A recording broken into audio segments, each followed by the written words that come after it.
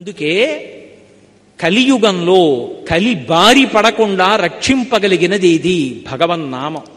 అంతటి శ్రేష్టమైనటువంటి భగవన్నామాన్ని ఎవడు పట్టుకుంటాడో వాడు ధన్యాత్ముడు. యమధర్మరాజు గారు దూతలందరికీ సమావేశం పెడతాట. పెట్టి ఎవరి జోలికి వెళ్ళకూడదో, ఎవరిని ముందు తీసుకురావాలో చిట్టా చెప్తుంటాడు. పరాకు పడకండి, గుర్తుపెట్టుకోండి అంటుంటట. ఎవరిని ముందు తేవాలి అంటే, ఎకసక్కమునకైన ఇందిరారమణుని పేరు సలపంగలేది దుర్భాషితులను. ఎకసక్కమునకు అంటే ఎగతాళి చేయడానికి కూడా నారాయణుడి పేరు చెప్పని వాడు ఉంటాడే, వాణ్ణి ముందు తీసుకురండి. అలాగే కలలోనైన శ్రీకాంతుని పాద పద్మముల్ చూడని కర్మరతుల, కలలో కూడా వాడికి భగవంతుడి పాదాలు కనబడవు, అలాంటి వాణ్ణి ముందు తీసుకురండి. అలాగే కేవల కథాప్రశంసకునైన కృష్ణ కథాప్రశంసకు చెవి యొగ్గలేని దుష్కథా ప్రవణుల. భాగవతం చెప్తుంటే, కృష్ణలీలలు చెప్తుంటే, కృష్ణుడి లీలలు విని సరదాపడి సంతోషించడానికి కూడా చెవి ఇలా పెట్టకుండా ఎప్పుడూ అక్కర్లేని విషయాలు వినేటటువంటి వాళ్ళు ఉంటారే వాళ్ళు. యాత్రోత్సవములైన ఈశ్వరుని గుడి త్రోవ తొక్కని దుష్పదులను. యాత్రకెడతాడు, ఉత్సవానికి ఎడతాడు, నువ్వు వెళ్ళవే గుళ్ళోకి, నేను ఇక్కడ ఉంటానంటాడు. అలా యాత్రకి వెళ్ళడు, ఉత్సవానికి వెళ్ళడు, భగవంతుడి గుడి దారి కూడా తొక్కని వాడు ఉంటాడే వాణ్ణి. అసలు పరమ భాగవతుల పాద ధూళి సమస్త తీర్థసారమటంచు ఎరుగలేని వారి వారి వారి వారి వారి చేరిన వారి తొలుత కట్టి తెండు దూతలార. సమస్త బ్రహ్మాండములలోని తీర్థసారం ఎక్కడుంటుందంటే, పరమ భాగవతోత్తముడై భగవంతుణ్ణి నమ్ముకున్న వాడి పాదాల అడుగున ధూళిగా ఉంటుంది. అందుకే వాడి గడప దాటి ఇంట్లోకి వస్తూ ఉంటే భగవంతుడు సింహాసనంలోంచి తలెత్తి చూస్తాట. ఎన్నాళ్ళకి రావాణ్ణి తీసుకొచ్చావు ఇంటికి, వాడు గుక్కెడు నీళ్లు తాగాడు రా మన ఇంట్లో, ధన్యుడి అంటాట. అందుకే ఊరక రారు మహాత్ములు వా రథముల ఇండ్ల కడకు వచ్చుటెలెల్లన్ కారణము మంగళములకు, మీరొచ్చుట శుభము మాకు నిజము మహాత్మా అంటాడు గర్గుడు. ఏ కోరిక లేకుండా భగవంతుణ్ణి నమ్ముకుని తిరిగేటటువంటి పరమభాగవతోత్తములైనటువంటి వారు వేరొకరి ఇంటికి వెళ్ళారు అంటే వాళ్ళకి ఏదో పెద్ద మంగళం చెయ్యాలని భగవంతుడు అనుకుంటే తప్ప అసలు అటువంటి వారిని ఇంటికి ఎందుకు పంపిస్తాడు? అందుకే భాగవతోత్తములు ఇంటికి రావడం అంటే అది సర్వమంగళములకు కారణమవుతుంది. కాబట్టి అటువంటి మహాభక్తుల యొక్క పాద ధూళియందు సమస్త తీర్థ సారముంటుందని తెలుసుకోలేనటువంటి వాడెవరున్నాడో వాడి తోడి వారి, అలా ఆయన చుట్టూ ఉన్నవాళ్ళు, వాళ్ళ చుట్టూ ఉన్న వాళ్లతో ఉన్నవాళ్ళు ఎవరున్నారో క్షణం ఆక్కండి. తొలుత కట్టి తిండు దూతలారా, తొందరగా తీసుకొచ్చేయండి. కమలనయను మీది భక్తియోగమెల్ల ముక్తియోగమనతంచు మొదలరింగు. అటువంటి వారి జోలికి వారి వారి వారి వారి వారి కూడిన వారి త్రోవపోవలదు దూతలారా. ఎప్పుడూ భగవన్నామని చెప్తుంటారే, భగవంతుడున్నాడని నమ్ముకు తిరుగుతుంటారే, భగవంతుని యందు భక్తి కలిగిన వారు ఉంటారే, వాడి జోలికి వెళ్ళకండి. వాడితో ఉన్న వాళ్ళ జోలికి కూడా వెళ్ళకండి. మీకు అవకాశం ఉంటే వాడి పాదానికి ఉన్నటువంటి ధూళి కాస్త ఏదైనా ఆకులో పట్టుకుని తీసుకురండి, నా కిరీటం మీద జల్లుకుని మీకు జల్లుతానంటట యమధర్మరాజు. భగవన్నామం చెప్పడం అనేటటువంటిది అంత గొప్పది అని భాగవతంలో వ్యాసుల వారు పోతన గారు నిర్ధారించారు. అటువంటి భగవన్నామం. అందుకే కలియుగంలో భగవన్నామాన్ని ఆశ్రయించడం నామిని ఆశ్రయించడమే. అయితే ఆ భగవన్నామం నిరంతరం నోటి వెంట రావడానికి కూడా అదృష్టమైనా ఉండాలి, సాధనైనా ఉండాలి. కొంతమంది మహాత్ములు ఉన్నారు, అసలు వాళ్ళు మాట్లాడుతుంటే మనకు అనుమానం వస్తుంది, వీళ్ళు నిద్రపోతున్నప్పుడు భగవన్నామం ఆగుతుందా అని. నాగమారుతి శర్మ గారని ఒక న్యాయమూర్తి ఉన్నారు. వారు అప్పుడప్పుడు మా ఇంటికి వస్తూ ఉండేవారు ఏదైనా భగవత్ సంబంధమైన విషయం మీద. ఆయన మాట్లాడుతూ మధ్యలో రామనామం చెప్తారు. కోటేశ్వరారు రామ రామ రామ రామ రామ, మిమ్మల్ని చూడాలని రామ రామ రామ రామ రామ నోట్లో అంటారు. ఎప్పుడు మాటకి మధ్యలో రామ రామ రామ రామ రామ రామ. మీరు ఎప్పుడైనా ఆయన ఎక్కడైనా కూర్చున్నప్పుడు చూడండి, ఎప్పుడు రామ రామ రామ రామ రామ రామ అంటూనే ఉంటారు. ఆయన వాళ్ళ అక్క చెల్లెళ్ళకు కూడా వచ్చింది అది. నేను ఆశ్చర్యపోతుంటాను ఆయన్ని చూస్తే. ఎప్పుడు నిరంతరం రామనామం నడుస్తుంది నాలుక మీద. ఎంతటి ధన్యాత్ముడు! ఆ భగవన్నామం నోటి మీదకి రావడం అలవాటు చేసుకున్నవాడెవరో, కనీసం అప్పుడప్పుడు భగవన్నామం చెప్పడం అలవాటు చేసుకున్నవాడెవరో వాడు కలిపురుషుని చేత ఆవహింపబడడం. కలిపురుషుడు వాణ్ణి చెనకలేడు. మూడవది, కేవలం కలి నుండి మనని రక్షించడం కోసమే వచ్చినటువంటి వాడు శ్రీ వెంకటేశ్వరుడు. అందుకే కలవు వెంకటనాయక. కలియుగంలో మనని రక్షించడం కోసం కొండ మీదున్నాడు తప్ప ఆయనకి సరదా పుట్టి కొండ మీద లేడు. మహానుభావుడు మాట్లాడుతుండేవాడు. ప్రతిరోజు తరిగొండ వెంగమాంబ గారి ఇంటికి వెళ్ళేవాడు. తరిగొండ వెంగమాంబ గారు భాగవతం చెప్తుంటే ఆయన వింటుండేవాడు. ఎవరిది భాగవతం? ఆయన కథే. వెంగమాంబ గారు భాగవతం రచన చేస్తూ భాగవతం చెప్తుంటే ఆయన ఉయ్యాల ఊగుతూ చెక్క ఉయ్యాలలో వింటుండేవాడు. ఒకరోజు తెల్లవారిపోయింది, గుళ్ళో గంటలు వినపడ్డాయి. అయ్య బాబోయ్, సుప్రభాతం వేళ అయిపోయిందని ఉయ్యాల్లోంచి దూకెళ్ళిపోతున్నాడు. మధ్యలో ఎక్కడికి పోతావు, ఆగని పంచి పట్టుకుంది ఆవిడ. ఆ పంచి చిరిగిపోయింది. స్వామివారు వెళ్ళిపోయారు. వెళ్ళిపోయి గబుక్కుని పద్మపీఠం మీద నించున్నారు. అర్చకులు వచ్చి తలుపులు తీశారు. పంచి చిరిగిపోయింది. దొంగలు వచ్చారా అంటే గుళ్ళో దొంగలు వచ్చిన అవకాశం లేదు. మరి పంచి చిరిగిపోయింది, మొక్కెక్కడుంది?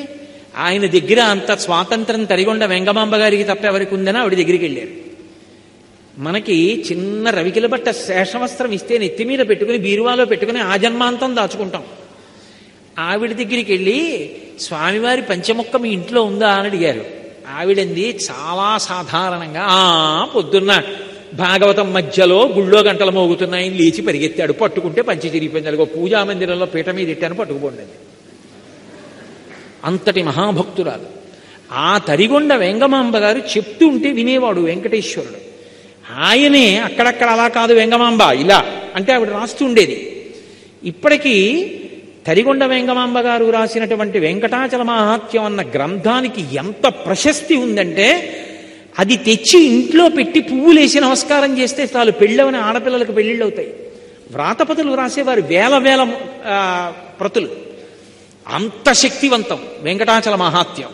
అందులో ఆవిడకి వెంకటేశ్వరుడు సాక్షాత్కరించి చెప్పినటువంటి విషయాలు. వెంకటేశ్వర కళ్యాణం అయిపోయింది, పద్మావతి కళ్యాణం అయిపోయిన తరువాత ఒక రోజున లక్ష్మీదేవి వచ్చింది ఏకాంత మందిరంలోకి. శయ్య మీద కూర్చునంది, ఏమండి, పద్మావతి పరిణయానికి కుబేరుడి దగ్గర అప్పు చెయ్యాలా? నేను లేను లక్ష్మిని, నన్ను అడిగితే నేను ఇవ్వను, నన్ను దూరం చేసి కుబేరుడి దగ్గర అప్పు ఎందుకు వచ్చుకున్నారండి అంటే ఆయన అన్నాడు, అంత మాట అనకు లక్ష్మి, నేను కావాలని నిన్ను దూరం పెట్టి కుబేరుడి దగ్గర అప్పు పుచ్చుకోలేదు. ఆ అప్పు పుచ్చుకోవడానికి ఒక కారణం ఉందన్నాడు. ఆవిడంది, పోన్లేండి, పుచ్చుకుంటే పుచ్చుకున్నారు, ద్రవ్యమే కదా కావాలి, ఎంత పుచ్చుకున్నారో చెప్పండి, ఇచ్చేద్దాం. మళ్ళీ ఇద్దరం కలిసి శ్రీవైకుంఠానికి వెళ్ళిపోదాం.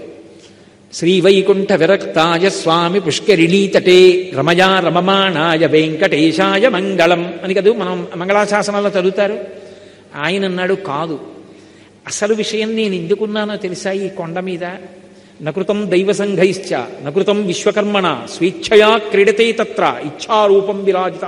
వ్యాస భగవానుడు చెప్పాడు, దేవతలు చెక్కలేదు, విశ్వకర్మ చెక్కలేదు, ఎవరూ ప్రతిష్ఠించలేదు, స్వామి తనంత తానుగా పద్మపీఠం మీద నించున్నాడు. అలా అది శిలామూర్తి కాదు, సాక్షాత్ భగవానుడు. అందుకే విద్యుద్ఘాతమని పిలిచింది శాస్త్రం. ఇలా చూస్తే చాలు లాగేస్తాడు మనసుని. మీరు ఏ అలంకారం చేయండి నప్పుతుంది. అందుకే అటువంటి మూర్తి. ఆయన అన్నాడు లక్ష్మీదేవితో, ఇక్కడే నేను ఉండాలి లక్ష్మీ, నేను రాను. ఎందుకు రానో తెలుసా? వైకుంఠానికి ఒక కారణం ఉంది. కలియుగంబున ప్రజలు పాపకర్మంబులాచరించి తత్పాపకర్మ ప్రభావంబున రోగాది దుఃఖములు కలుగగా తాళలేక మొరలు పెట్టి నన్ను పిలువ వారిని బ్రోవకుండగా విడుచుట నాకు పాడి కాదు. కావున వారి ధనము దుష్కర్మములపైకి ఆవాహనంబు చేసి వారి ఆపదలు తీర్చి ఈ కొండపైకి రప్పించి నిస్పృహుండనగుచు అజ్ఞులైన జనులకి ధనము నిప్పింతు నచలమతిని. వచ్చే ఇది కలియుగం లక్ష్మి. కలియుగంలో కలిపురుషుడి యొక్క ప్రభావం చేత విశేషమైనటువంటి పాపకర్మలు ఆచరిస్తారు. ఇది మహాపాపం, ఇది చేయకూడదని తెలుసు, ఇది చేస్తే పాపం వస్తుందని తెలుసు. దాని చేత భగవంతుడి యొక్క కృపకి దూరం అవుతామని తెలుసు. తెలిసి కూడా చేస్తారు. ఆ చేసిన కారణం చేత ఏమవుతుందో తెలుసా? పాపము రోగరూపాన్ని పొందుతుంది. రోగరూపాన్ని పొందితే ఇంతమంది మధ్య ఉన్నవాడు ఈ డబ్బెందుకు పనికొస్తుందంటే ఒక్కడు ఇంటెన్సివ్ కేర్ యూనిట్లో పడుకుంటాడు. ఒంటి నిండా గొట్టాలు ఎడతారు. ఆ పడుకున్నప్పుడు నేను జ్ఞాపకానికి వస్తాను. ఆపద ముక్కులవాడ అనాథరక్షక గోవిందా గోవిందా అంటాడు. అప్పుడు అంటే ఆపద తీమని దాని అర్థం. అప్పుడు అంటాడు, నీకు హుండీలోకి తెచ్చి అది వేస్తాను ఇది వేస్తానంటాడు. నేను తప్ప ఎవడు రక్షిస్తాడు వాణ్ణి? ఒక పక్క కలిపురుషుడి ప్రభావం, చెయ్యొద్దు అని తెలిసినా పాపకర్మలు చేస్తాడు. అప్పుడు నేను కూడా రక్షించడానికి ఇక్కడ లేకపోతే ఎవరికి చెప్పుకుంటాడు? నేనేం చేస్తానో తెలుసా? వాడు పాపం చేసి సంపాదించిన ధనాన్ని వాడి యొక్క పాపానికి సమానంగా ముడుపు కట్టిస్తాను. కొండ మీదకి రప్పిస్తాను. వాడే పట్టుకొస్తాడు ఆ డబ్బు, హుండీలో వేస్తాడు. తత్పాపరూపమైనట్టి ధనము, ఆ పాపరూపమైన ధనం పట్ల నిస్పృహుండనగొచ్చు. నిజానికి నేను సంతోషించను లక్ష్మి. హుండీలో 3,70,00,000 వచ్చిందంటే మురిసిపోను. అయ్యో ఇంత రప్పించవలసి వచ్చిందంటే ఎన్ని పాపాలు చేస్తే వచ్చిందో అని బాధపడతాను. కాబట్టి నిస్పృహుండనగొచ్చు. నిస్పృహతో అజ్ఞజనులకు ఇప్పింతు నచలమతిని. నేనేమీ బాధపడకుండా అన్నవాడిని మాత్రం రక్షిస్తూ ఉంటాను లక్ష్మి. మనసు మార్చుకుంటాడేమోనని తలనీలాల రూపంలో పాపం పుచ్చుకుంటూ ఉంటాను. పుచ్చుకుని ఇప్పటికైనా మారి భక్తితో బతకరా అంటూ ఉంటాను. ఆ డబ్బు పేదవాళ్ళకి అన్నం తినడానికి రకరకాల కార్యక్రమాలకి పంపించేస్తూ ఉంటాను. కానీ లక్ష్మి, వడ్డీ కట్టాలి కదూ, నాకు జేబులో డబ్బులు ఉండాలి కదా. మరి కలియుగంలో ఎక్కడ డబ్బు పుచ్చుకుంటానో తెలుసా? నేను డబ్బు పుచ్చుకోవాలంటే ఒకడున్నాడు, వాడు పరమ ధర్మాత్ముడు, పరమభక్తి తత్పరుడు, నన్ను నమ్ముకుని ఉన్నవాడు. వాడు కోరికతో రాడు. తండ్రిని చూడకుండా ఉండలేక వచ్చినట్టు నన్ను చూడాలని వాడు వస్తాడు. నాతో వెంకటాచలంలో ఒకానొకప్పుడు ఒక వృద్ధ అర్చకుడు చెప్పాడు, ఒక్కొక్క రోజు వెంకటేశ్వర స్వామి వారి ముఖంలో గొప్ప సంతోషం కనపడుతుందండి మాకు. అలా కనపడింది అంటే మేము మరునాడు వస్తున్న వాళ్ళని చూస్తాం, ఎవరో ఒక పరమభక్తుడు వస్తాడు గుడికి అని చెప్పారు. అలాంటి వాడు ఒకడు వస్తాడు లక్ష్మి. వాడు హుండీలో డబ్బులు వేయడానికి ఇలా చేయి పెడతాడు. వాడేం పెద్ద పెద్ద కట్టలు వేయడు. వాడు ఒక పావలా కాసో 2 రూపాయలో వదులుతాడు. వాడు వేస్తున్న డబ్బు కోసమని నేను హుండీలో ఇలా చెయ్యి పెడతాను. అది మిగిలిన డబ్బులో పడదు, నా చేతిలో పడుతుంది. అది తీసి ధనదుకు వడ్డీకి ఇచ్చి కుబేరుడి వడ్డీ దాంతో కడతాను. కొంత నేను డబ్బు ఉంచుకుంటాను. నీకో చమత్కారం చెప్పనా? ఇంతమందికి ఇచ్చేవాణ్ణి పరమభక్తుల డబ్బులతో జీవనం గడుపుతూ ఉంటాను. వింతలేల చెయ్యుచుండెదను కొండ మీద. ఆశ్చర్యకరమైన పనులు ఇలాంటివి చేస్తూ ఉంటాను. కలియుగంలో కలిపురుషుడి బారిన పడిన వాళ్ళని రక్షించడానికే కొండ మీద ఉన్నాను లక్ష్మి.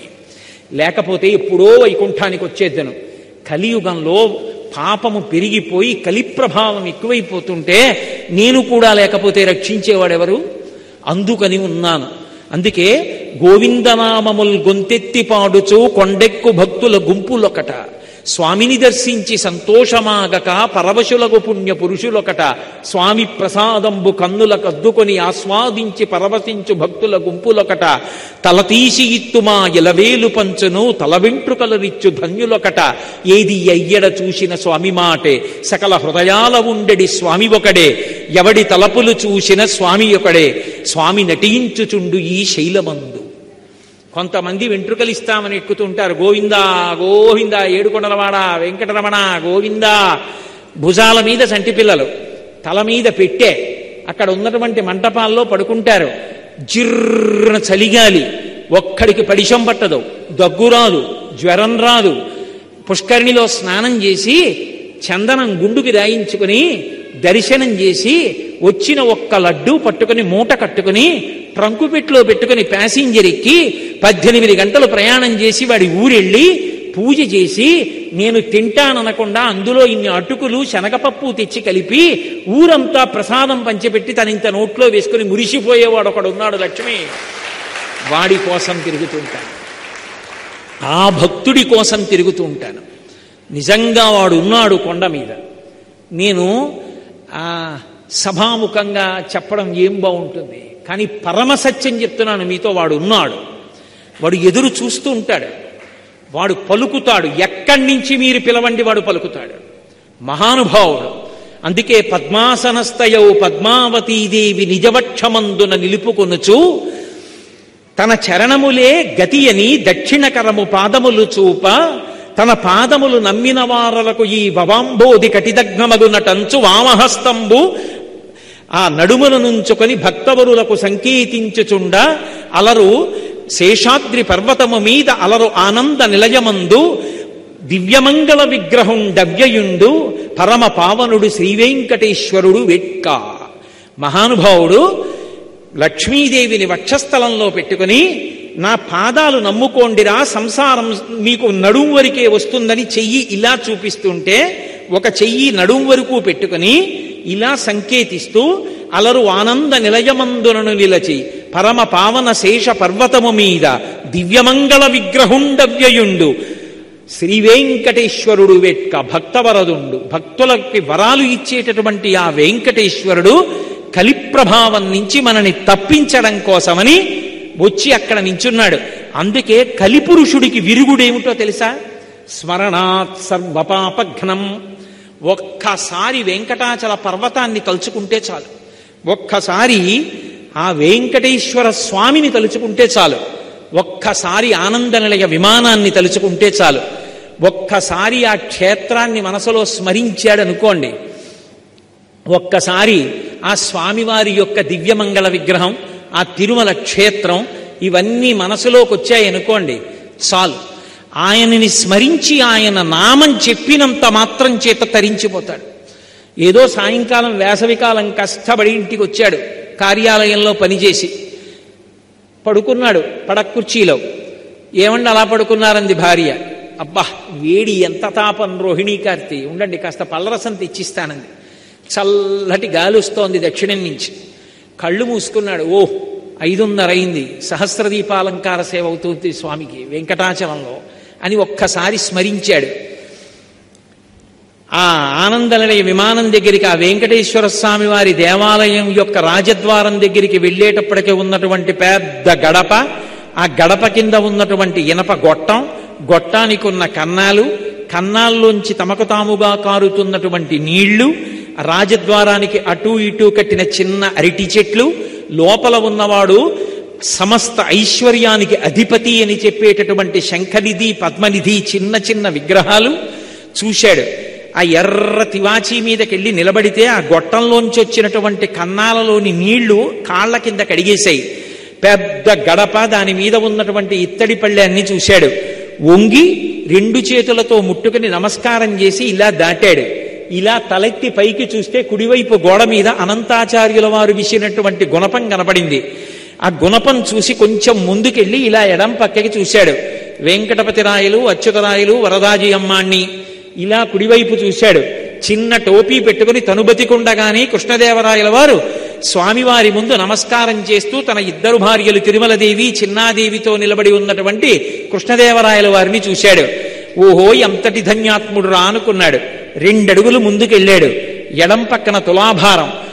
ఏ బిడ్డలు లేని తల్లికి బిడ్డలిచ్చాడో, ఏ ఒక్క బిడ్డ ఉన్న బిడ్డ కాపదొస్తే ఆపద మొక్కులవాడ అనాథరక్షక గోవిందా అంటే కాపాడాడో, ఏ తల్లిదండ్రులు అనారోగ్యంతో ప్రమాదంలో ఉంటే వాళ్ళని రక్షించాడో అక్కడికి తీసుకొచ్చి సమర్పిస్తున్నటువంటి ఆ తులాభారం, ఓ పక్కన పోస్తున్న పటికి బెల్లం, బెల్లపు దిమ్మలు, ఆ చిల్లర నాణేలతో ఉన్న బస్తాలు, ఇటు కూర్చున్నటువంటి భర్త, తల్లి, తండ్రి, బిడ్డడు, తులాభారం వంక చూసి ఇంకొక 2 అడుగులు ముందుకేసి ఇలా ఎడంపక్కకి చూస్తే రంగనాయకుల మంటపం, లోపల పెద్ద శేషవాహనం, అక్కడ చిన్న అరుగు, అందులో తెల్లటి బట్టలు కట్టుకుని మెళ్ళో ఐడెంటిటీ కార్డ్స్ వేసుకున్నటువంటి టీటీడీ అధికారులు, ఆ పక్కనే తిరుమల రాయ మంటపం, దాని మీద ఒక పెద్ద ఇత్తడి పళ్ళెం, దాని మీద నల్లటి అక్షరాలతోటి మాలిక్ కాఫూర్ దక్షిణ దేశం మీదకి దండయాత్రకు వచ్చినప్పుడు సమస్త దేవాలయాల్ని కొల్లగొడుతున్నప్పుడు శ్రీరంగనాయక స్వామి ఆలయానికి కూడా వెళ్ళి అక్కడ దోపిడీ జరుగుతున్న సమయంలో రంగనాథస్వామిని రక్షించడానికి ఈ ఉత్సవమూర్తుల్ని తీసుకొచ్చి ఈ మంటపంలో కొంతకాలం ఉంచిన కారణం చేత ఈ మంటపానికి రంగనాయకుల మంటపం అని పేరు వచ్చిందన్న బోర్డు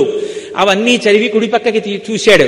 స్వామికి ఊంజల్ సేవ జరిగేటటువంటి మంటపం, ఆ అనేకమైన అద్దాలు బిగింపబడి ఉంటుంది. దానికి మెట్లు, ఆ మెట్ల మీద కూర్చున్నటువంటి అధికారులు, వాళ్ళు ఏదో ఆ తర్వాత జరగబోయేటటువంటి ఉత్సవం గురించి చేస్తున్నటువంటి చర్చ. ఈలోగా అక్కడ దాకా వెళ్ళి చూశాడు. ఒక్క అడుగు ముందుకొచ్చి ఆ తిరుమల రాయి మంటపం, రంగనాయకుల మంటపం పక్క నుంచి నడుస్తూ దాని వెనక నుంచి అవతల వైపుకు వచ్చాడు. కళ్యాణ మంటపం, రెండు పక్కల గోడలకు పెట్టబడిన పెద్ద పెద్ద ఫ్యాన్లు, వేదిక, 2 సింహాసనాలు. ఓ, ఇక్కడే మా స్వామి కళ్యాణం జరుగుతుంది. దాని వెనకాతల ఉన్నటువంటి పెద్ద పొడుగైన అరుగు, ఇక్కడే కళ్యాణం దంపతులతో వచ్చినటువంటి వాళ్ళు కొంతమంది కూర్చుంటూ ఉంటారు. ఇవ్వవలసినటువంటి వస్త్రాలు ప్రసాదాలు తెచ్చి ఇక్కడే పెడతారు అని ఓసారి ఆ మంటపం వంక చూసి నమస్కరించి మళ్ళీ కుడి పక్కకి తిరిగాడు. ఎర్రటి పెద్ద గ్యాస్ గొట్టం ఒకటి ఎడం పక్కన వెళ్ళిపోతోంది. గోడ, దానికి యువతల వైపు ఇత్తడి కచ్చడం, పెద్ద తడిక లాంటిది.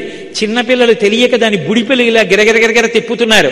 ఆ గోడకి ఉన్న రాళ్ల మధ్యలో ఉన్నటువంటి ఎడుల్లో కొంతమంది అమాయకంగా వాళ్ళ కార్యాలయాలు, వాళ్ళ వ్యాపార సంస్థల విజిటింగ్ కార్డ్స్ దోపుతున్నారు.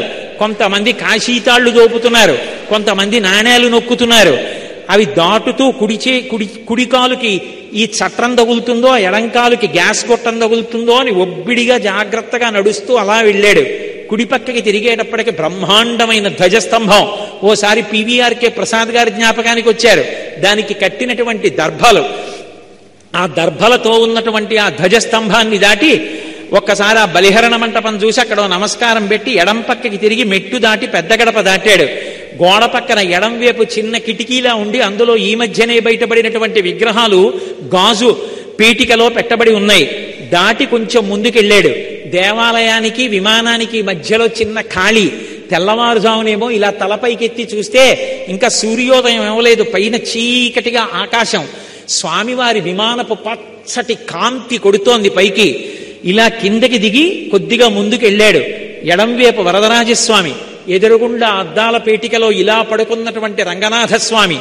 దాటి కొంచెం ముందుకెళ్ళి కుడిపక్కకి తిరిగి ఆ తలుపులోంచి లోపలికెళ్ళాడు. వేలాడుతున్నటువంటి తెల్లటి పెద్ద దీపాల గుత్తులు, స్తంభాల మీద దశావతారాలు. అక్కడ స్వామివారి దేవాలయానికి అటూ ఇటూ ఉన్నటువంటి ద్వారపాలికలు, వాళ్ళ చేతులలో ఇలా పట్టుకున్నటువంటి దీపాలు. ఇలా వెనక్కి తిరిగి చూసేటప్పటికీ ఇలా రెక్కలు విప్పుతున్నటువంటి గరుడాళ్వార్. కొద్దిగా వెనక్కి చూస్తే రాజా తోడరమల్, మాతా మోహనాంగి, పితాబి. అక్కడ డప్పు ఒకటి పెట్టుకుని తెల్లవారుజామున దాన్ని డామ్ డామ్ కొడుతున్నటువంటి ఒక వ్యక్తి, కాగడాలు పెట్టుకుని సుప్రభాత సేవ చేసి వెళ్ళిపోతున్నటువంటి వాళ్ళు. ఈ ఉత్సవాలు అవి రాబోయే బ్రహ్మోత్సవాలు ఎంత బాగా జరపాలని, ఎంత పెద్ద మీసాలున్నా కావలసినంత వినయంతో స్వామివారి దగ్గర కైంకర్యంలో మురిసిపోతూ నిలబడ్డ చైర్మన్ గారు, ఆయన పక్కన ఈవో గారు, ఎప్పుడు గుళ్ళో మురిసిపోతూ తిరిగే అన్నపూర్ణమ్మ గారు, వీళ్ళందరూ అక్కడ మాట్లాడుకుంటుంటే చూసి ఓహో బ్రహ్మోత్సవాలకి ఏర్పాట్లు అవుతున్నాయనుకుని లోపలికి వెళ్ళి ఒక్కసారి అక్కడ ఇలా వేటమాలుగా ఉన్నటువంటి చెక్క మీద, దాని మీద ఎర్ర తివాచి వేసి ఉంటే ఎక్కాడు. ముందు నడుస్తున్న ఆయన పిల్లాన్ని భుజాల మీద కూర్చోబెట్టుకుని గోయిందా అంటున్నాడు. అయ్యా కనపడదు, కొంచెం పిల్లాన్ని దింపండి అన్నాడు. ఆయన సహృదయంతో పిల్లాన్ని దింపి ఎత్తి పట్టుకున్నాడు. ఇలా చూసేటప్పటికి ఆ పైనుంచి ముగ్ధమోహన స్వరూపం, ఆ పెద్ద కిరీటం, దాని మించి తోమాల, ఇంతంత ఊర్ధ్వపుండ్రాలు కనపడ్డాయి. పరమానందంతో 2 చేతులు ఎత్తి గోవిందా గోవిందా అంటూ ముందుకెళ్ళాడు. ఒక్క కడుగు ముందుకేస్తుంటే అరుగుల మీద స్వాముల వారి మూర్తులు, అక్కడే ఉన్న ఆ మంచం, ఏకాంత శయనం చేసేటటువంటి ప్రదేశం, ఇవి దాటి కొంచెం ముందుకెళ్ళాడు. మొదటి గడప కులశేఖరాల్వార్ పడి దగ్గర నించున్నాడు. పద్మపీఠం, దాని మీద ఆయన పాదాలు, ఆ పాదాల మీద పెట్టబడినటువంటి బంగారు తొడుగులు, ఆ పాదాలు, ఎవరైనా పాదాలకి కింద మంజీరాలుంటాయి, పాదాలకి పెట్టిన మంజీరాలు కాకుండా మోకాళ్ళకి పాదాలకి మధ్యలో ఏటవాలుగా పెట్టబడినటువంటి పెద్ద పెద్ద అందెలు, వాటికి ఉన్నటువంటి చిరుగంటలు, ఆ పైన బలిష్టమైనటువంటి తొడలు, ఒంటి నిండా నగలు పెట్టుకున్న కారణం చేత పంచపూర్తిగా కనపడకుండా అక్కడక్కడ కనపడుతుంది. తరిగొండ వెంగమాంబ గారు మహాతల్లి చెంచు నాటకం రాసింది. అందులో చెంచిత అమాయకంగా చెప్తుంది, అక్కడక్కడ బట్ట అతికించుకున్నాడు అంటుంది. పంచ కట్టుకున్నాడు, అందు గుడ్డ అంటించుకున్నాడు అంటుంది. ఎందుకంటే ఒంటి నిండా నగలం, అక్కడక్కడ పంచ కనపడుతూ ఉంటుంది. అలా అక్కడక్కడ కనపడుతున్న పంచ, పెద్ద అంచు, మెడలో వేసుకున్నటువంటి సాలగ్రామాల మాడలు, ఇలా ముందుకొచ్చినటువంటి వక్షస్థలం, శ్రీదేవి భూదేవి వాళ్ళకి చుట్టినటువంటి పుష్పాల మాలలు, మొలకి పెట్టుకున్నటువంటి నాగాభరణం, ఆ పైన మహానుభావుడు ఈ చేత్తో పట్టుకున్నటువంటి చక్రం, ఈ చేత్తో పట్టుకున్నటువంటి శంఖం, ఇలా చూపిస్తున్నటువంటి వరదహస్తం, దాని నిండా వజ్రాల తాపడం, ఇందరికీ అభయం ములిచ్చు చేయి కందువకు మంచి బంగారు చేయి అని అన్నమయ్య పొంగిపోయినటువంటి ఆ చెయ్యి, ఆ కంఠం, దాని మీద త్రివళులు, సున్నా చుట్టినట్టున్న చిరునవ్వు నవ్వుతున్నటువంటి ముద్దులొస్తున్నటువంటి చిన్న గుండ్రటి మూతి, దాని కింద గడ్డం మీద కర్పూరపు మచ్చ, సంపంగి మొగ్గల కొనతేరినటువంటి కోటేరు లాంటి ముక్కు, కళ్ళు ముక్కు కప్పుతూ పై వరకు పెట్టినటువంటి ఊర్ధ్వపుండ్రాలు, దాని మీద అంత పొడుగున వజ్రాలు తాపడం చేసినటువంటి కిరీటం, ఈ చేతి మించి అలా కిరీటం మించి ఇలా దిగినటువంటి పెద్ద తోమాల, ఆ స్వామి దివ్యమంగళ విగ్రహాన్ని పైనుంచి కిందకి, కింద నుంచి పైకి చూసి పరమ సంతోషాన్ని పొందాడు. అర్చకులు నీరాజనం పెద్ద గరిటె లాంటిది పట్టుకుని కింద నుంచి పైకి ఇలా తిప్పుతుంటే ఆ కర్పూర కాంతులలో స్వామివారి దివ్యమంగళ విగ్రహాన్ని చూసి పరవశించిపోయాడు. ఆనందపడిపోయి ఆ మూర్తిని చూసి అక్కడి నుంచి బయలుదేరి, జీవితంలో ఎప్పుడూ ఇలా నడిచేవాడు వెనక్కి తిరిగి రావడం అలవాటైన వాళ్ళ ఇలాగే చూస్తూ కళ్ళప్పగించి గోవిందా గోవిందా అంటుంటే, అయ్యా వెనక చాలా మంది ఉన్నారు, నడవండి నడవండి అంటుంటే అక్కడ దాకా వచ్చి వెళ్ళిపోలేక మళ్ళీ ఇలా ఓసారి తొంగి చూసి రాజద్వారం దగ్గర నమస్కారం పెట్టి ఇలా ముందుకెడితే కుడి చేతి పక్కన ఘంటామంటపం, అందులో గంటలు, ఆ గంటలు వాయించడానికి ఘంటాపాణి దాటి ముందుకెళ్ళి ఇలా కుడి చేతి వైపు చూస్తే ఉత్తర ద్వారం మీద పడుకున్నటువంటి శేషశైనమూర్తి, నాభికమలంలోంచి బ్రహ్మగారు, అది దాటి ముందుకెడితే కుడి పక్కన బంగారు బావి, అది దాటి మెట్లెక్కి ఎడం పక్కకి వెళ్ళేటప్పటికీ మహాతల్లి వెంకటేశ్వర స్వామి వారి తల్లిగారు, అమ్మా రాత్రి వెంకటేశ్వరుడు నీకు కాళ్ళు పట్టడానికి వచ్చినప్పుడు కాకినాడ నుంచి కోటేశ్వరరావు వచ్చి వెళ్ళాడని చెప్పమ్మా అని నేనంటే, ఓరి పిచ్చివాడా నేను చెప్పడం ఏమిట్రా, నిన్నటి నుంచి వాడు చెప్తున్నాడు కోటేశ్వరరావు వస్తాడంటున్నాడు రా, ఇదిగో అప్పం పట్టుకెళ్ళాను, అమ్మవారు అప్పం ఇస్తే అప్పం పట్టుకుని ఇలా వచ్చి అరుగు మించి నడిచి వెనక్కి వెడుతుంటే బొమ్మలకు దసరాకి పెట్టినట్టుగా బోలెడన్ని వరస, అందులో ఇలా నోటికి చెయ్యడ్డు పెట్టుకున్న ఆజ్ఞాపాలక హనుమ, సుగ్రీవుడు పెద్ద గరిటె లాంటి దాంతో తీర్థం చేతి నిండా పోస్తే కింద పడకుండా ఉత్తరీయం పెట్టుకుని 3 మాటలు బుచ్చుకుని నా తల పట్టేసేంత పెద్ద పాదుకలు వైష్ణవ అర్చక స్వాములు తల మీద పెడితే, అమ్మయ్య స్వామి పాదాల కిందున్నాను నాకు బెంగలేదని ఆయన పాదుకల కింద తలపెట్టి మురిసిపోయి కొంచెం ముందుకెళ్ళి మెట్లు దిగి వెనక్కొచ్చి బావి దగ్గర నుంచి చూస్తే సింహం మీద కాలు మీద కాలేసి కూర్చున్నవాడిలా ఆ మహానుభావుడు విమానంలో వెంకటేశ్వర దర్శనం చేసి కొంచెం ముందుకొచ్చి ఆ అరుగు మీద చూసి ఇక్కడే వస్త్రాలంకార సేవ చేసుకునే అదృష్టం పొందిన వాళ్ళకి పట్టుబట్టలు ఇస్తారని అక్కడి నుంచి కొంచెం ముందుకెళ్ళి మళ్ళీ కుడి పక్కకి తిరిగితే ఆ విమానం కనపడుతుంటే ఎడం పక్క అరుగు మీద గాజు అద్దాల వెనక తెల్లటి బట్టలు కట్టుకుని నోట్ల కట్టలు బంగారం వెండి లెక్క పెడుతుంటే నోరు తెరిచి ఒకసారి అలా చూసి ఏమి ఐశ్వర్యవంతుడవయ్యా మహానుభావ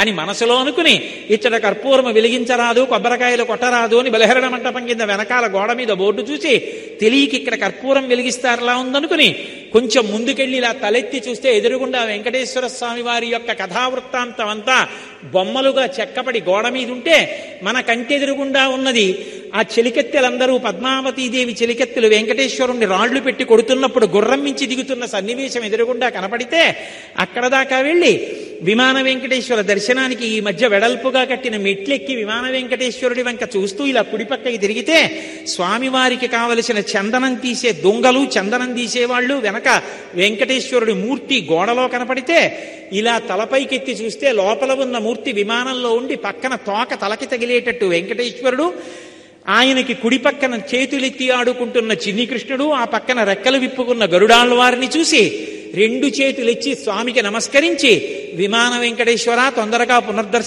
పునర్దర్శనాన్ని ఇప్పించమని కొంచెం దాటి ముందుకెడితే ఎవరో గుర్తుపట్టి ఒక్కసారి ఇలా రెండని లోపలికి తీసుకెళ్లి స్వామివారు కట్టి విప్పిన పట్టుబట్ట నెత్తి మీద పెడితే అబ్బా అమ్మ విప్పినటువంటి చీరలతో కుట్టినటువంటి బొంత మీద పడుకున్నంత సంతోషంగా ఉందని మురిసిపోయి స్వామివారికి ఒళ్ళు తుడిచిన ప్లోత వస్త్రం ఇలా కళ్ళజోడు తీయండని ముఖం మీద పెడితే ఆ కర్పూర కాంతులకి ముఖమంతా ఒక చిన్న తిమ్మిరిక్కినంత సంతోషం కలిగితే ఏకాంత సేనంలో నైవేద్యం పెట్టిన జీడిపప్పు చేతిలో పెడితే భార్యకిచ్చి భద్రంగా పట్టుకో కొంగులోమ్మని అక్కడ స్వామివారు రాత్రి పడుకున్నటువంటి చిన్న మంచం, దానికి ఉన్నటువంటి కోళ్ళు, కోళ్ల మీద గుండ్రటి కొక్కేలు, దానికి ఉన్న నవారు చూసి అక్షతలు తల మీద వేసి తీర్థం ఇస్తే తీర్థం ముచ్చుకొని, నన్ను అనుగ్రహించావయ్యా తండ్రి అని ఆ మెట్లు దిగి కొంచెం ముందుకొచ్చి అన్నమయ్య భాండాగారం వంక చూసి మెట్లెక్కి ఎడం పక్కకి తిరిగితే భగవద్ రామానుజులు ద్వాదశోద్ధపుండ్రములు పెట్టుకుని కూర్చునుంటే, విశిష్టాద్వైత మత ప్రవర్తకాచార్యులు, పరమభక్తి తత్పరుడు, భక్తి మార్గాన్ని చెప్పిన వారిని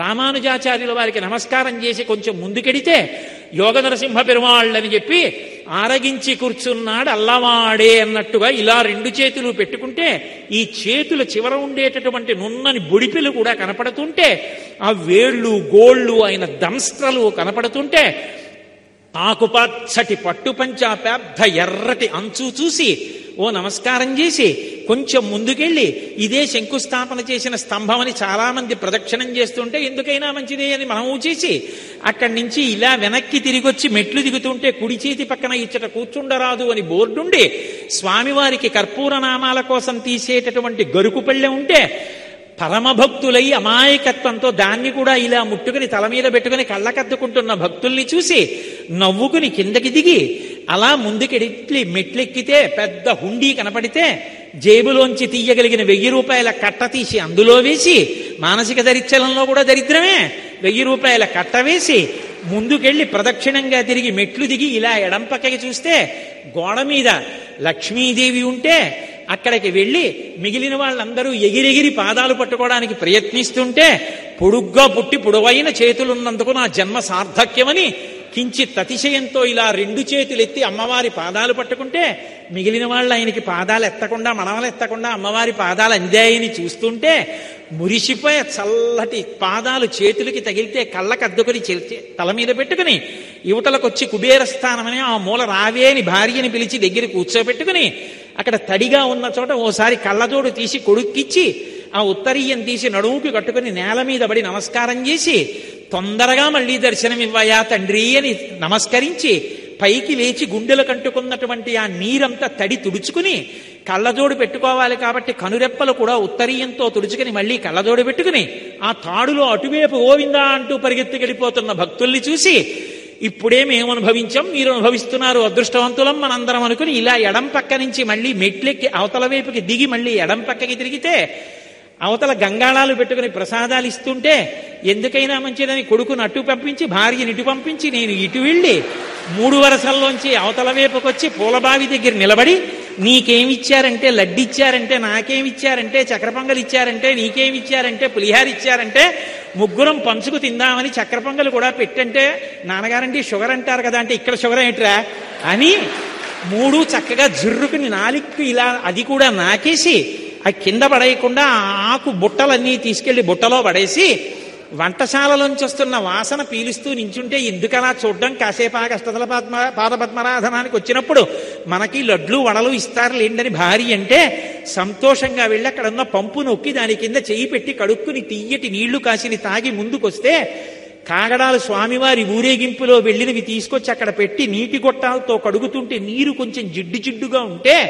గట్టిగా పట్టుకోవేవో అని భార్య చెయ్యి పట్టుకుని కొంచెం మెట్లు దిగి ఇలా మళ్ళీ ఎడం పక్కకి తిరిగి పైకి చూస్తే స్వామివారికి తగిలిన గుణపం కనపడి మళ్ళీ ఇలా చూసి ఓసారి లోపలకు కనపడుతుందేమో అని తాపత్రయపడితే ధ్వజస్తంభం అడ్డొస్తే, స్వామి మళ్ళీ తొందరగా పిలిపించుకోవయ్యా అని ఆనందంగా వెళ్ళి పెద్ద గడప దాటి బయటికి వెళ్ళి స్వర్ణరథం పూర్వం ఉన్నటువంటి మందిరం దగ్గర దించుని కొడుకు వెళ్ళి ప్లాస్టిక్ కవర్తో ప్రసాదం పట్టుకొస్తే, వేడిగా అప్పుడే కట్టిన ప్రసాదం ఏమో ముక్క విరిచి కళ్ళకద్దుకుని, ఇప్పుడైతే మళ్ళీ తినడానికి షుగర్ అడ్డు రాదని గభాల నోట్లో వేసుకు తింటుంటే, ఎవరో వచ్చి అయ్యా కొద్దిగా ప్రసాదం పెట్టండి అంటే సంతోషంగా ఆయనకు ముక్క పెట్టి ఆనందంతో ఆనందనిలయం విమానం వంక తిరిగి నమస్కారం చేస్తుంటే, పెద్ద పెద్ద నిచ్చెనల్లాంటి షెడ్ల మీద సెక్యూరిటీ వాళ్ళు నిలబడి తుపాకులు పట్టుకుంటే, నా దేశంలో తండ్రి దేవాలయంలోకి వెళ్ళడానికి ఇలాంటి వ్యవస్థ లేని రోజు మళ్ళీ ఎప్పుడు వస్తుందో అని నమస్కారం చేసి ఆనందపడిపోతుంటే, భార్య వచ్చి ఏమండి ఇదిగో పళ్ళరసం తీసుకొచ్చానంటే మళ్ళీ అప్పుడు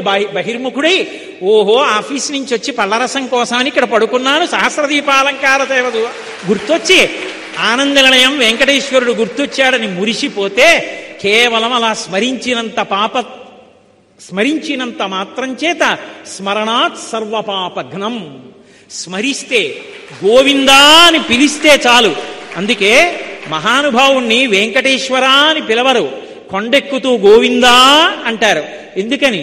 అంత పెద్ద వాన పడిపోతే ఆ రోజున ఇంద్రుడి వల్ల నీవు ఈ ఉరుములు ఈ మెరుపులు ఈ యశనుల ఘోషములను ఈ జలధారల్ నీయానము నిరుంగము కుయాళింపగదయ్య గుణరత్న నిధి అని గోపాలబాలురు గోపకాంతలు అడిగితే వాళ్ళని రక్షించడానికి బాలుండాడుచునాతపత్రమని సంభావించి పూగుత్తి కింగేలం దల్చిన లీలలేనగవుతో కృష్ణుండు తానమ్మహాశైలం మున్వలకేల దల్చి విపుల ఛత్రంబుగా పట్టే తద్భీలభృచ్యుత దుశ్శిలాచకిత గోపీ గోపంక్తికిన్ వాళ్ళని రక్షించడానికి ఆ గోవర్ధన పర్వతాన్ని పైకెత్తి ఇలా కుడి చేతి వేలు మీద పట్టుకుని హరిదొద్దండముగామ గుబ్బ శిఖరం బాలంబె ముక్తావళుల్ బరగంజారెడు తోజబంధువులు గోపాలంగనా పంగహా సరుతుల్ రత్త జయంబుగాగా అచల ఛత్రంబు శోభిల్య తద్గిరిభిద్దుర్మద భంజియై జలధిరక్లిన్న ప్రజారంజియై. ఆయన చెయ్యే ఆ గొడుక్కి కర్ర, ఆ పైనుంచి పడుతున్నటువంటి వాన ముత్యాల జాలు, గోపకాంతల కళ్ళల్లోంచి వస్తున్నటువంటి కాంతి ఎలా ఉందంటే అదంతా ఉద్దీపింపచేస్తోంది. చూపుల చేత 7 రాత్రులు 7 పగళ్లు పోషించాడు. లోపలికొస్తే పిల్లాడు కొండలేస్తే ఎక్కడ చచ్చిపోతామో అని నమ్మకుండా బయట నించున్న వాళ్ళని బతిమాలుకున్నాడు ఆ రోజున. బాలుండీతడు కొండదొడ్డది మహాభారంబు సైరింప్రగాదాలండోజని దీని కింద నిలువంచింతింపగా బోలదు ఈ శైలంబో నిధి జంతు సంయుత ధరా చక్రంబు పైపడ్డ నాకేలల్లాడదు బధులారనిలుడి క్రిందన్ ప్రమోదంబునన్. నన్ను నమ్మండి, ఈ కొండ పడదు, రెండని బతిమాలి పిలిచి రక్షించాడు. అలా రక్షించాడు కాబట్టి గోవిందా అన్న నామాన్ని పొందాడు. గోవిందా గోవిందా ఎక్కడ చూసినా గోవిందా. ఆఖరికి తలుపు తీయకపోతే కంపార్ట్మెంట్లో కోపంతో గోవిందా గోవిందా గోవిందా గోవిందా గోవిందా. తలుపు తీయడానికి తాళాలు పట్టుకొస్తే సంతోషం గోవిందా గోవిందా. తలుపు తీస్తే గోవిందా గోవిందా గోవిందా గోవిందా పరుగులు. అసలు ఏం మాట్లాడాలన్నా ఆ గోవింద నామంలో ఉన్నటువంటి వ్యగ్రతని బట్టి శాంతాన్ని బట్టి వాడి కోరిక అర్థం అవుతుంది తప్ప గోవిందా తప్ప ఇంకోటి ఉండదు. కొండ ప్రతిధ్వనిస్తూ ఉంటుంది. అలా ఆ గోవిందనామాన్ని సంపాదించుకున్నటువంటి ఆ 7 కొండల వెంకటేశ్వరుడు కలియుగంలో కలిపురుషుడి నుంచి మన్ని రక్షించడానికి వచ్చి ఆ పర్వతం మీద నిలబడి ఉన్నాడు. అటువంటి మహానుభావుడి నామం చెప్పిన, ఆ గోవిందనామం పలికిన, మానసికంగా దర్శించిన, ఒక్కసారి స్మరించిన సమస్త పాపములు పోతాయి. వజ్రకవచం కట్టుకున్నట్టే. ఇక కలిపురుషుడు దగ్గరికి లాలేడు. మిమ్మల్ని అందరినీ ₹1 ఖర్చు పెట్టవలసిన అవసరం లేకుండా చెన్నై నుంచి వెంకటాచలం తీసుకొచ్చారు. కాబట్టి ఇవాల్టి రోజున అందున స్థిరవారం, ఈ ప్రాంతంలో వెంకటేశ్వరుడి పట్ల ఉత్సవాలు జరిగేటటువంటి పవిత్ర కాలం, కలియుగంలో కలిపురుషుణ్ణి రక్షించడానికి వచ్చి కూర్చున్నటువంటి వెంకటేశ్వరుడి యొక్క నామ స్మరణతో ఇవాల్టి ఉపన్యాసాన్ని పూర్తి చేస్తున్నాను. మీరు నాకు ఏది ఇవ్వక్కర్లేదు. నేను పరమ సంతోషం పొందాలంటే 3 మార్లు నా స్వామి విని మురిసిపోయేటట్టుగా అందరం గోవిందనామం చెప్తాం. నేనంటాను, మీరు అనండి. ఏమీ చేత కాని నేనే మైక్లో ఇంత అరుస్తున్నాను, ఇంత ప్రాజ్ఞులు మీరెందుకు అనలేరు? గట్టిగా అనండి, గోవిందా గోవిందా గోవిందా. మంగళాశాసన పరైః మదాచార్య పురోగమైః సర్వైశ్చ పూర్వైరాచార్యైః సత్కృతాయాస్తు మంగళం. మంగళం కోసలేంద్రాయ మహనీయ గుణాత్మనే చక్రవర్తి తనూజాయ సర్వభౌమాయ మంగళం.